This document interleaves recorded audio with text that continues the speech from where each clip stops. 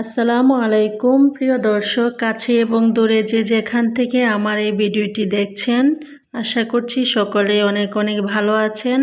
আমরাও আলহামদুলিল্লাহ অনেক ভালো আছি।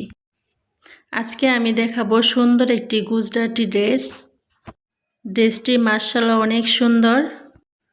প্রথমে আমি জামাটা দেখিয়ে দিচ্ছি। এটা হচ্ছে জামা, এটা জামার গলার ডিজাইনটা সুন্দর করে করা, আর কাজের ফিনিশিং মাশাআল্লাহ অনেক সুন্দর। সম্পূর্ণ জামাতে ছিটানো কাজ আছে এবং নিচের প্যানেলে মোটা করে কাজ করা আছে। এই ড্রেসটি বয়েল কাপড়ের উপর করা। জামাটির লম্বা হবে 47 থেকে 48 ইঞ্চি এবং হাতাটা হবে 22 ইঞ্চি। এই তো এটা হচ্ছে জামার সামনের পার্ট। কালো কাপড়ের উপর গোল্ডেন সুতা দিয়ে কাজটি করা হয়েছে।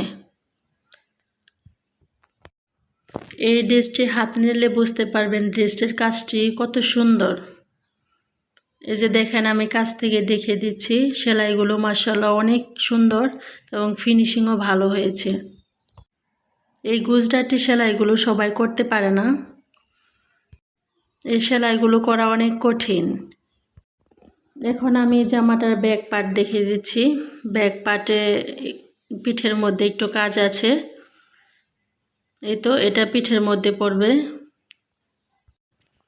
এখন আমি জামাটার হাতাটা দেখিয়ে দেব। হাতার ডিজাইনটি লম্বালম্বি করা আছে।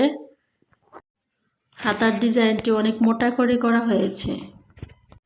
আমার এই ভিডিওটি দেখার পর যদি ভালো লেগে যায় তাহলে প্লিজ আমার চ্যানেলটি সাবস্ক্রাইব করে রাখবেন এবং পাশে থাকার বেল বাটনটি অন করে দিবেন।